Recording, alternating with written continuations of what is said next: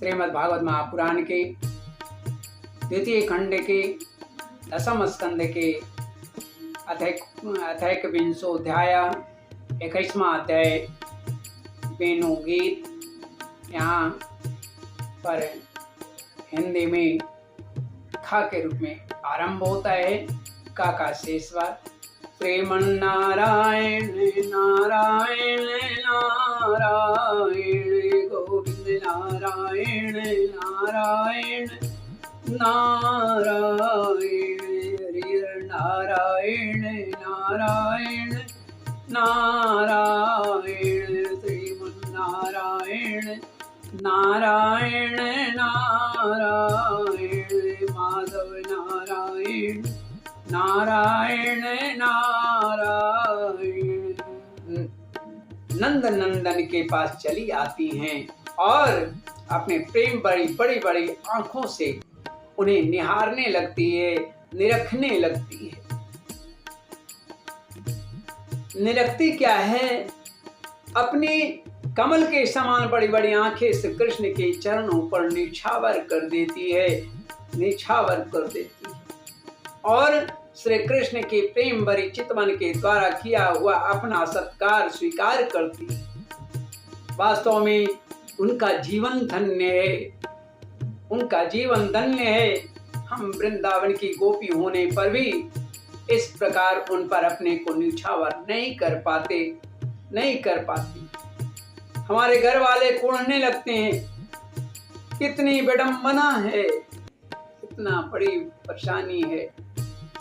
हरिशखी हरिणियों की तो बात ही क्या है।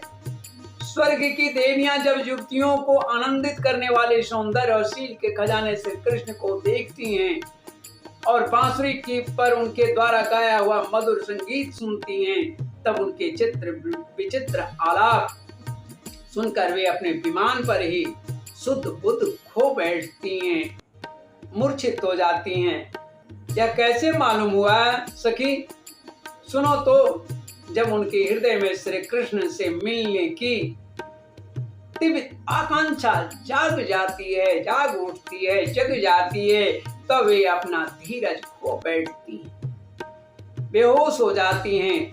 उन्हें इस बात का भी पता नहीं चलता है, कि होश भी नहीं रहता है कि उनकी चोटियों में गुथे हुए फूल पृथ्वी पर गिर रहे हैं। यहाँ तक कि उन्हें अपनी साड़ी का भी पता नहीं है, वह कमर से खिसक कर जमीन पर गिर गया है। हरी सखी, तुम देवियों की बात क्या कह रही है? इन गौओं को नहीं देखती? जब हमारे कृष्ण प्यारे अपने मुख से बांसुरी में स्वर भरते हैं और गायें उनका मधुर संगीत सुनती हैं, तभी अपने दोनों कानों के दोने संभाल लेती हैं, खड़े कर लेती हैं, मानो उनसे वे अमृत पी रही हैं। इस प्रकार वो संगीत का रस लेने लगती हैं। ऐसा क्यों होता है सखी? ऐसा क्यों होता है? अपने नेत्रों के द्वार से श्याम सुंदर को हृदय में ले जाकर वे उन्हें वहीं विराजमान कर देती हैं और मन ही मन उनका आलिंगन करती हैं। देखती नहीं हो उनके नेत्रों से आनंद के आंसू छलकने लगते हैं, और उनके बछड़ों की तो दशा ही निराली हो जाती है। यद्यपि गायों के थनों से अपने आप दूध झरता रहता है, वे जब दूध पीते पीते अचानक ही बंसी ध्वनि सुनते हैं, तब मुंह में लिया हुआ दूध का घूंट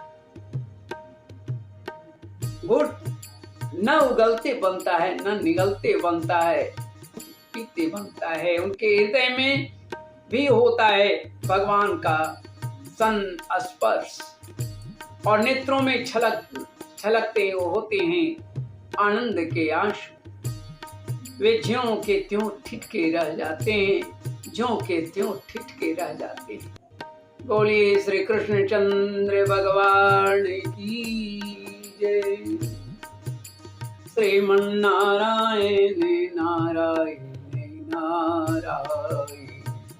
गोविंद नारायण नारायण नारायण, श्रीमन नारायण नारायण नारायण, श्रीमन नारायण नारायण नारायण। रखियो लाज हमारी श्रीमन नारायण, श्रीमन नारायण नारायण नारायण।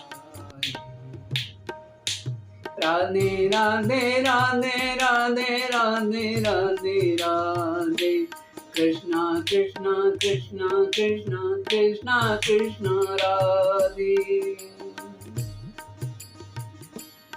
हरी सखी, गाय और बछड़ों की बात क्या है? गायें और बछड़े तो हमारे घर की वस्तु है, उनकी बात जाने दो। वृंदावन के पक्षियों को तुम नहीं देखती हो, उन्हें पक्षी कहना ही भूल है। सच पूछो तो उनमें से अधिकांश बड़े बड़े ऋषि मुनि हैं, तपस्वी हैं। वे वृंदावन के सुंदर सुंदर वृक्षों की नई और मनोहर कोपलों वाले डालियों पर चुपचाप बैठ जाती और आंखें बंद किए लेती हैं, आंखें बंद कर लेती हैं। कोई आंखें बंद नहीं करते। निर्विमेष नैनों से श्री कृष्ण की रूप माधुरी तथा प्यार भरी चितवन देख देख कर निहाल होती रहती तथा कानों से अन्य सब प्रकार के शब्दों को छोड़ करके केवल और केवल उन्हीं की मोहिनी वाणी और बंसी का त्रिभुवन मोहिनी संगीत सुनते रहते हैं। हे मेरी प्यारी सखियों, उनका जीवन कितना धन्य है। हरी सखी, देवता गौओं और पक्षियों की बात क्यों करती है? वे तो चेतन हैं, इन जड़ नदियों को नहीं देखती। इनमें जो भंवर दिख रहे हैं, उनसे इनके हृदय में श्याम सुंदर से मिलने की तीव्र आकांक्षा उत्कंठा पता चलता है। उनके वेग से ही तो इनका प्रवाह रुक गया है। इन्होंने भी प्रेम स्वरूप श्री कृष्ण की बंसी ध्वनि सुन ली है।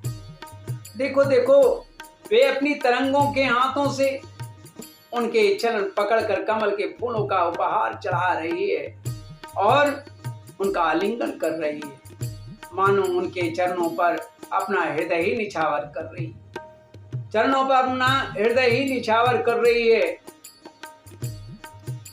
हरी सखी, ये नदियां तो हमारे पृथ्वी की, हमारे वृंदावन की वस्तुएं हैं। तनिक इन बादलों को भी देखो। जब वे देखते हैं कि ब्रज राज किशोर श्री कृष्ण और बलराम जी ग्वाल वालों के साथ धूप में गायें चरा रहे हैं और साथ साथ बांसुरी भी बजाते जा रहे हैं, तब उनके हृदय में प्रेम उमड़ जाता है। वे इनके ऊपर मर्राने लगती है और वे श्याम घन अपने सखा घन श्याम के ऊपर अपने शरीर को ही छाता बनाकर तान देते हैं। इतना ही नहीं सखी, वे जब उन पर नन्ही नन्ही पोहियां की वर्षा करने लगते हैं, तब ऐसा जान पड़ता है मानो वे उनके ऊपर सुंदर सुंदर श्वेत कुसुम चढ़ा रहे हैं, फूल चढ़ा रहे हैं। नहीं सकी,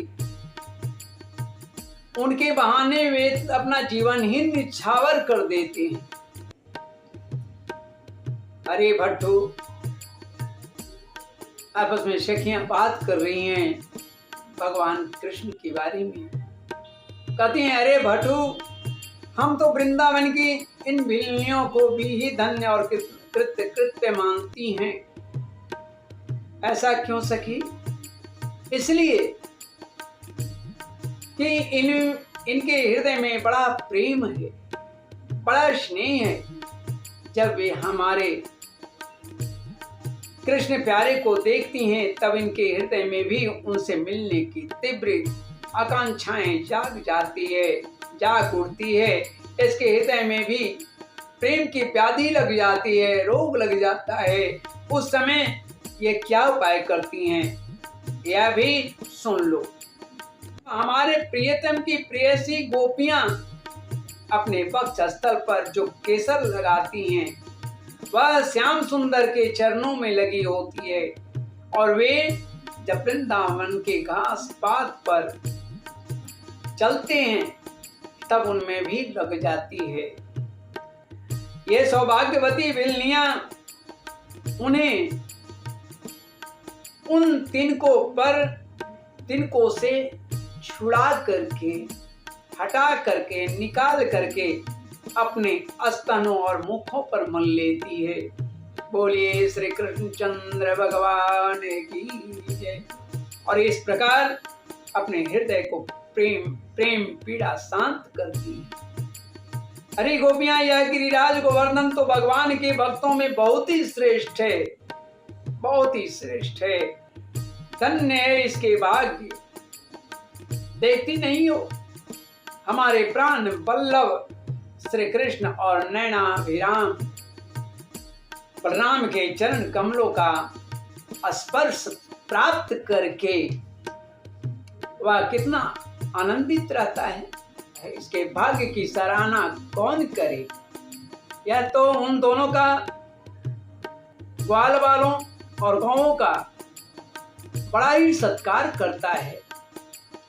स्नान पान के लिए झरनों का जल देता है, गौओं के लिए सुंदर हरी हरी घास देता है,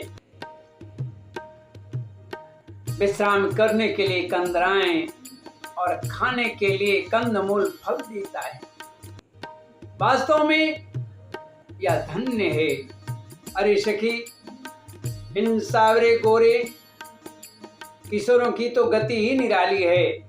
जब वे सिर पर नोबना यानी धोते समय गायों के पैर बांधने की जो रस्सी होती है, उसे नोबना वृंदावन में कहा जाता है। तो नोबना लपेट कर और कंधों पर फंदा यानी भागने वाली गायों को पकड़ने की जो रस्सी होती है, उन्हीं फंदा तो रखकर गायों को एक वन से दूसरे वन में हाँक कर ले जाते हैं। साथ में ग्वाल बाल भी होते हैं और मधुर मधुर संगीत गाते हुए बांसुरी के तान छेड़ते हैं। उस समय मनुष्यों की तो बात ही क्या है। अन्य शरीरधारियों में भी चलने वाले चेतन पशु पक्षी और जड़ नदी आदि तो स्थिर हो जाते हैं तथा अचल वृक्षों को भी रोमांच हो जाता है। वो आता है जादू भरी बंसी का और क्या चमत्कार बताऊं। हे परीक्षित, एवं विदा भगवतो या वृंदावनचारिणः वर्णयन्त्यो मिथो गोप्य क्रीडा तन्मयतां ययो। वृंदावन बिहारी श्री कृष्ण की ऐसी एक नहीं अनेक लीलाएं हैं। गोपियां प्रतिदिन आपस में उनका वर्णन करती और तन्मय हो जाती। भगवान की लीलाएं उसके हृदय में स्फुरित होने लगती। इस प्रकार श्रीमद् भागवत महापुराण के द्वितीय खंड के दशम स्कंद के पाठक विंशोध्याय 21वां अध्याय वेणु गीत यहाँ हिंदी में खा के रूप में समाप्त होता है। त्रुटियों के लिए क्षमा करेंगे। श्रीमन्नारायण नारायण नारायण गोविंद नारायण नारायण नारायण हरि नारायण नारायण नारायण श्रीमन्नारायण नारायण नारायण माधव नारायण नारायण नारायण। धर्म की जय हो, अधर्म का नाश हो, प्राणियों में सद्भावना हो, विश्व का कल्याण हो। गौ माता की जय हो, ब्राह्मण वृंद की जय हो, सूर्य देव की जय हो, माँ गायत्री की जय हो, समस्त वैष्णवों की जय हो, भारतवर्ष की जय हो, हमारे राष्ट्राध्यक्ष की जय हो। ओम हर हर हर महादेव।